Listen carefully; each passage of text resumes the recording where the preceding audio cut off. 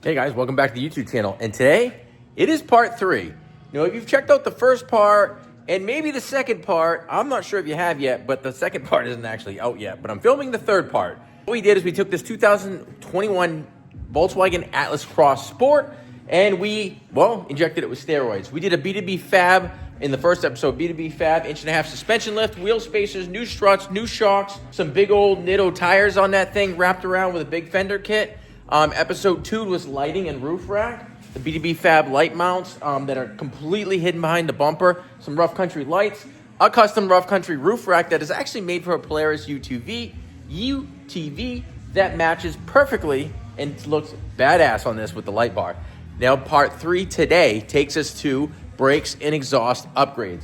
What are we doing? Well, we got R1, I think it's R1 Concepts. The R1 Concepts black cross-drilled rotors, slotted rotors, performance package that is going on this thing for brakes. So a whole new brakes, all 4 corners. And then a ECS tuning catback exhaust system that is resonated. So what that means is basically it's going to take the rearmost muffler out of the system and it's going to have a smaller muffler up front, more kind of midstream. When you listen to any sound cuts, they sound actually really good with these V6s. So come along today, it's brakes and exhaust. Oh, yeah. And, it just came back yesterday from Seacoast Detailing, my buddy Nate over there. Well, he nailed it. Absolutely cleaned the interior and tinted all the windows. Looks great. Fantastic. And this thing was, trust me, believe me, it was dirty. And, it ain't dirty no more. It looks great. And then it's going to sound great, too, by the end of today. R1 Concepts, the brakes. There's the rotors. I'll come over here around the 54. And I kind of show you, well, it's actually just the boxes. But that's the catback exhaust system right there. So we'll get into that last. I'm going to probably tackle the brakes as well first. So this is not a direct how-to like most of our videos, although we do have some.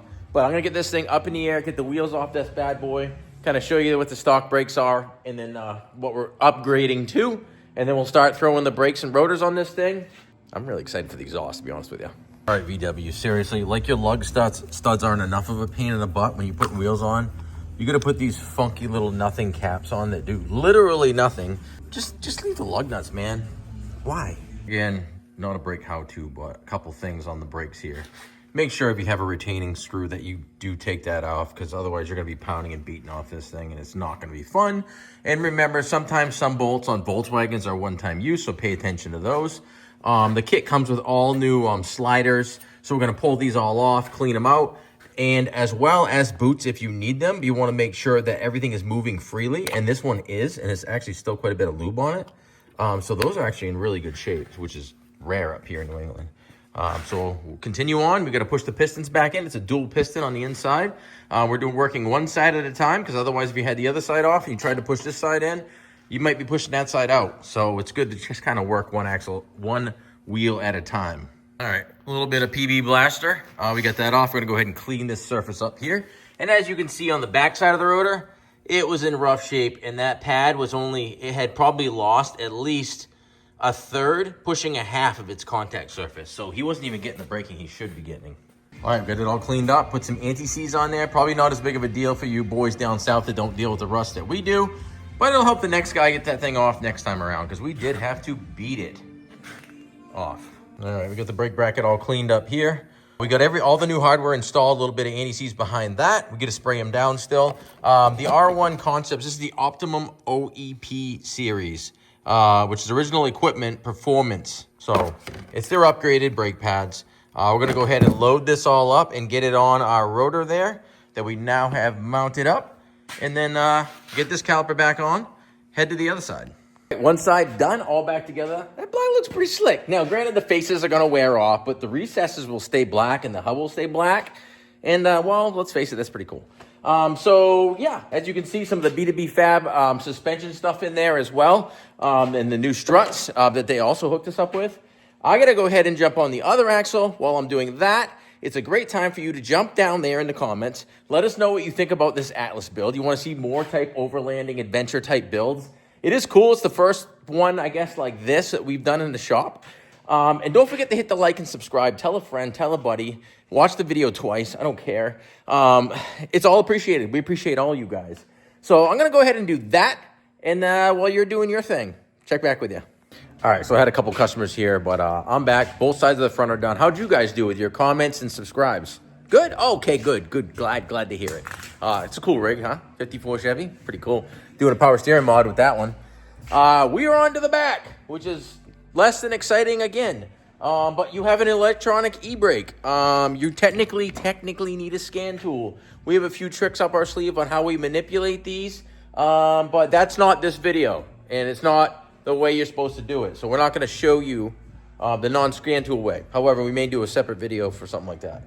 Anyway, brakes, rear, here we go. Rotors, pads, just like the front. Obviously going to retract that. So keep in mind, if you have an electronic parking brake, which most new vehicles do, you're going to have to deal with that. So, and even sometimes when they say you have a scan tool to retract it, it doesn't work.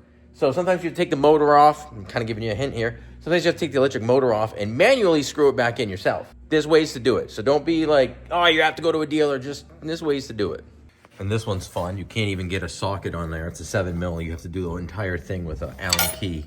Now we got the piston retracted. And at the end of the day, honestly, you just take that plug. It's a 2-prong plug. You put 12 volts to it with your power probe. So I'm not telling you to do this, or I'm not saying it's right. However, that thing's either gonna go one direction or the other, and you want it to retract. And you still will have to, on the very final push, you might have to compress it a little bit, but it will retract. You obviously gotta unplug it first. Yeah, so let's get this rotor off and clean up our surfaces here. Start reassembly. All right, rotor's off. These are the two surfaces I'm talking about cleaning and putting some anti-seize on. These rubber boots that your pins slide through, and they were actually dry, so they definitely needed some lube. I've got new ones that come in the kit, so we're gonna replace those and lube everything up. One thing I do like to do after you clean these bores out with these rubber boots go in, I do like to apply some brake lube, not anti-seize. That is a brake lube, for instance, Power Stop, because, well, R1 Concepts didn't come with any. We got our brake pin screws all cleaned up. We're gonna lube those in, put those back in the calipers, get this rotor on, call this side done, repeat, then we get in the exhaust. Whoa, almost dropped you there. Then we get in the exhaust, sorry. You notice how in the rear we didn't take this brake bracket off because one, it's hard to get to, so we cleaned it in place, and the rotor does come out. And the bolts are through the back holding everything together. It's a real pain in the butt to get to. And I think they're one-time use anyway. So we left the bracket in place because you actually can on the rears. All right, all done, back together. I'm gonna do the same thing on the passenger side. We got our clips in here, the new pads in there. We greased up all our connections. The new directional rotor in here, which are cross-drilled in black because it just adds a little bit more flair. No, actually, it's going to have better stopping power because, again, these old ones were not in good shape. So I'm going to do the other side, then we start the exhaust. All right, got the brakes done in all four corners. Up in the air time. Let's get at this exhaust. All right, up we go. All right, here's the stock exhaust. It is kind of a dual. What a weird bend on that, huh? Where they come out. Kind of cool they come straight down. But essentially that kit removes this muffler altogether. It includes this pipe, and I believe it will. So I think we're going to take it off here. And it has its own muffler and goes into these hangers, but no muffler back there and oversized piping. So it has a good throaty sound. If you guys haven't heard this, there's some really good sound clips on YouTube. And then you're gonna have some here. Let me get the boxes over here. I'll open them up, see what the stuff is. Here we go. Well, for starters, the packaging is spot on. This stuff's packaged very well. This is the first time I use their exhaust, so let me get it all open and check it out together.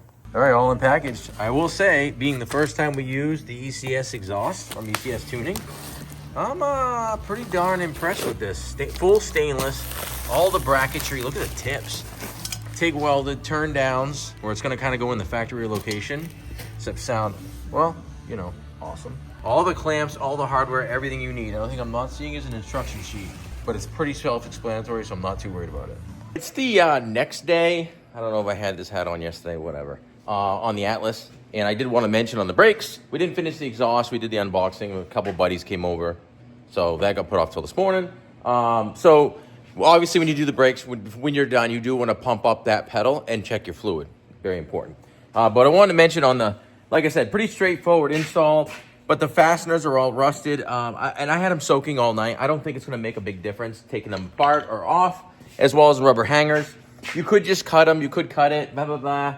I might heat the hangers with a torch and try to remove stuff in case he wanted it put back on. It's a little more work, but at least you could save the system. But anyway, let me get this off. You know, I got thinking about it, and I'm like, you know what? It's just a clamp. Like, who cares at this point? We can buy a new clamp. And an opportunity to use this wrench, the red wrench, I'm taking it. Now that the clamp is out of the way, we're gonna remove all the hangers with this hanger removal tool. You could use a pry bar, you could use channel locks, whatever you got. These are handy. I'm not saying go buy a Mac tool because, well, I'm not a fan of Mac tools anymore based on some recent experiences, but you can pretty much get them anywhere, even Amazon. Just so you know, there is 4 hangers on this thing. Right in front of the muffler, right after the muffler, and one on each side of the rearmost muffler. So they did not want this thing to come out. Now, I got the hangers all loose. I'll finish kind of wrestling this out of here, I think, and I'll let you know how that goes. Well, easier than I thought, considering I took the front hangers off and the rear fell, so. yeah, that's about it. And it weighs a freaking ton, so we got weight reduction. So having a buddy to do this is much easier than trying to hold it up with one hand like me, record and hang it. But I don't have any buddies or friends, so this is what we got. The pipes are the same size, so they will slide and butt up to each other, and they provide you with this clamp. And once you butt them up, you slide it over and you cinch that down, and we keep working our way down. All right, this is a pretty straightforward install, but in all reality, doing any exhaust system, like a catback system, you want to work front to back. Get everything in place, get everything hung up. And this comes with a really robust another bracket. So this is a Cross Sport, which has the V6 in it, all-wheel drive. So you don't need to use this bracket. I believe you'd use this on the 4 cylinders. It goes way in the back. I believe someplace up in here. But we don't need that because we already have a hanger in place. This would be if you didn't have that hanger in place. So again, we're working front to back. We got the resonator muffler hung. I'm gonna get the rear section hung, the clamps in place, and then the tailpipe's on. Then we tighten stuff front to back, making sure the muffler's nice and level, all those little things. Muffler's all hung. I'm gonna go ahead and make sure this thing is sitting level. We gotta tweak it a little bit here. And then we're gonna tighten this clamp first, and we'll work our way back. I've got everything all fitted in, tightened down, front to back, nice and level. The only clearance issue that got kind of a little bit tight was the rear diff right here, and then around the frames. You just gotta be careful that you don't pull the pipe too far forward, otherwise you'd have rattling. So you always wanna give it the old bang, shake test. Shake it, bang it, move it around. Make sure he's not gonna get any road noise, and it doesn't at all. And yeah, we got that nice TIG welded ECS tuning emblem in the back there. That's pretty sweet. And then the dual tips pointing down, turn downs, all TIG welded. You know what's next? Sound time. All right, but before I do the startup, I'm gonna lower it down, pump up the brakes, put the wheels on, double check the brake fluid, then we'll start it. I'm excited to wrap this build up. Like I said, this is kind of a one-off for us, the VW build. Super cool, and we got to meet a really cool company, B2B Fab, that walked us through this build, because they do this type of stuff all the time. I'm just moving this beastly exhaust out of the way. You know I'm gonna try this. We'll do some actual official sound cuts outside. And yes, I did put the tires and wheels on, torqued them, and checked the brake fluid. Idle's got a nice tone.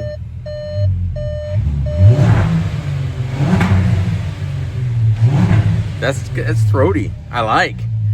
Let's get this thing wrapped up. I'll back it outside and we'll get some real sound cuts.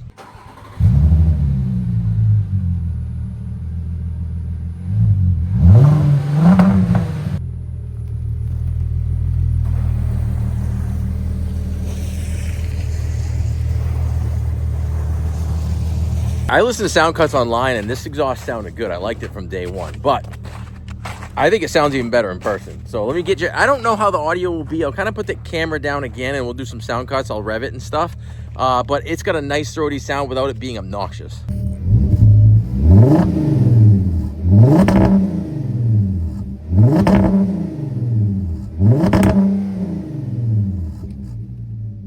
Oh, I dig that. I'm gonna get this thing over here in the snow. We'll get some overall clips of this because this is gonna wrap up this build, this part 3 of the little mini series for the VW Atlas Cross Sport, so we can get a good appreciation of the whole build because I'm digging it.